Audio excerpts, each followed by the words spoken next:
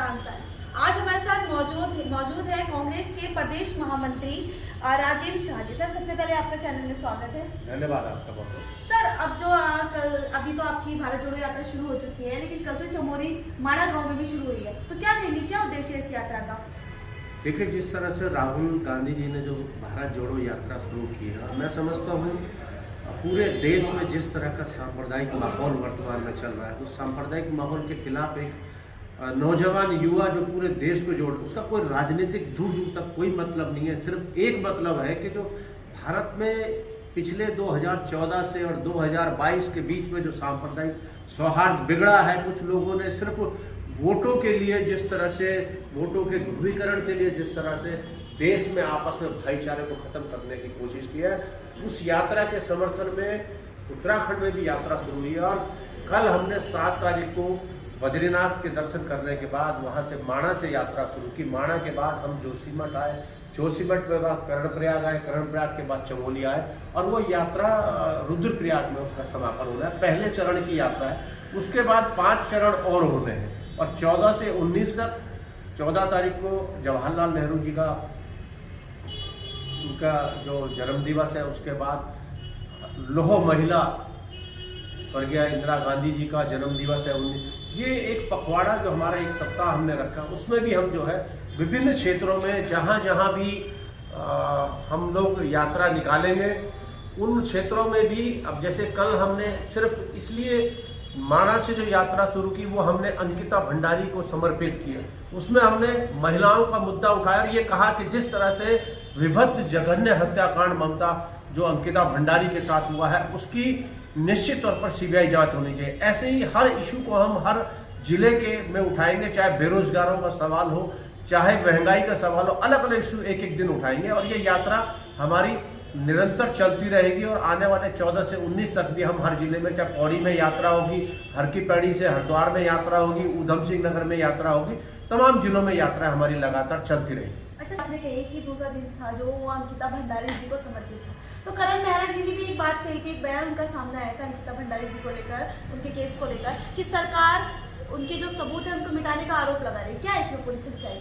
निश्चित तौर पर देखिए, जो माननीय अध्यक्ष जी ने बात कही है, मैं उस बात को आगे बढ़ाते हुए ये कहना चाहता हूँ कि जिस तरह से जिस दिन यहाँ से पोस्टमार्टम करने के बाद श्रीनगर ले जाया गया, लगातार तमाम सामाजिक लोगों ने, तमाम राजनीतिक लोगों ने, तमाम उनके रिश्तेदारों ने और इवन उनके माता पिता ने भी, अंकिता के माता पिता ने कहा कि हमारे यहाँ हिंदू परंपरा के अनुसार शाम के समय जो है वो हमारे यहाँ अंत्येष्टि नहीं होती है अंधेरे के बाद।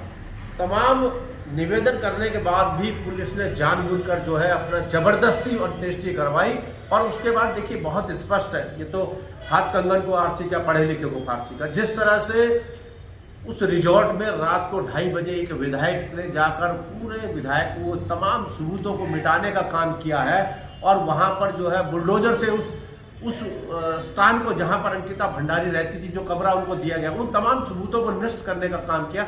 और पोस्टमार्टम रिपोर्ट अभी तक नहीं आई है। दूसरी बात, उस पैनल में क्या कोई महिला डॉक्टर थी? किसी महिला डॉक्टर को उस पैनल में रखा था, जो 3 डॉक्टरों का पैनल था। कहाँ है वो पोस्टमार्टम रिपोर्ट? क्यों नहीं उस पोस्टमार्टम रिपोर्ट को जारी किया जा रहा? ये तमाम चीजें। और वो वीआईपी कौन था जिस वीआईपी के लिए अंकिता पर दबाव बनाया गया कि आपको उनके साथ उनको खुश करना है? कौन है वो वीआईपी? उस वीआईपी के बारे में भी तो खुलासा होना चाहिए। कौन है वो भाजपा का बड़ा नेता? क्या इस तरह से, चाहे उत्तराखंड हो चाहे देश हो, क्या नेताओं का चरित्र ऐसा होगा? क्या क्या क्या हम संदेश देना चाहते हैं? कैसे नेता होना चाहिए? कैसे लोग उन नेताओं को फॉलो करें? ऐसे नेताओं को फॉलो करेंगे जिन नेताओं का चरित्र इस तरह का होगा? तो मेरा ये कहना है कि निश्चित तौर पर कहीं ना कहीं भाजपा इस मुद्दे में खत्म करने की कोशिश कर रही है। नहीं तो सीधे सीधे इसकी सीबीआई जांच और सिटिंग जज के नेतृत्व में जांच होनी चाहिए। ये शुरू से कांग्रेस कहती है और हम भी आज एक बार फिर कह रहे हैं, दूध का दूध पानी का पानी हो जाएगा। लेकिन ये नहीं चाहते।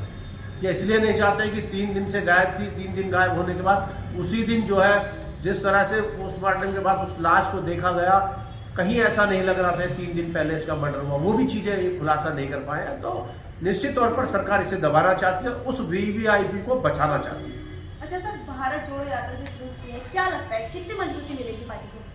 देखिए, जिस तरह का समर्थन राष्ट्रीय स्तर पर मिल रहा है। जहां यात्रा शुरू हुई उस यात्रा के बाद आज भी कल तेलंगाना में जिस तरह से हम देख रहे थे, बहुत ही जबरदस्त भीड़। ये वो लोग हैं, ये वो लोग हैं जो बदलाव चाहते हैं, ये वो लोग हैं जो पीड़ित हैं, जिन लोगों को भाजपा ने दबाया है, कुचला है। इस 6 सालों में आप ये देखेंगे कि 14 और 6 22 आज स्थिति ये हो गई है, गरीबी से गरीबी और बढ़ गई है। जहां हम 22 से 23% गरीबी ले आए थे, आज फिर 32 से ऊपर गरीबी, 32% से ऊपर गरीबी चली गई है। तो कहीं ना कहीं बेरोजगारी का सवाल है, महंगाई का सवाल है, और ये लगातार जुमलेबाजी चल रही है। लगातार जो है सिर्फ हिंदुस्तान पाकिस्तान, मुसलमान हिंदू धर्म के नाम पर जो चाशनी चटाई जा रही है, बहुत दिन तक लोग नहीं चाटेंगे। और अब लोग समझ रहे हैं कि कहीं ना कहीं जो है लगातार भाजपा बरगला कर वोट ले रही है। तो मैं समझता हूँ कहीं ना कहीं ये बदलाव की बयार है, और निश्चित तौर पर लोग समझ रहे हैं कि बदलाव अब करना बहुत जरूरी है। देश को बचाना,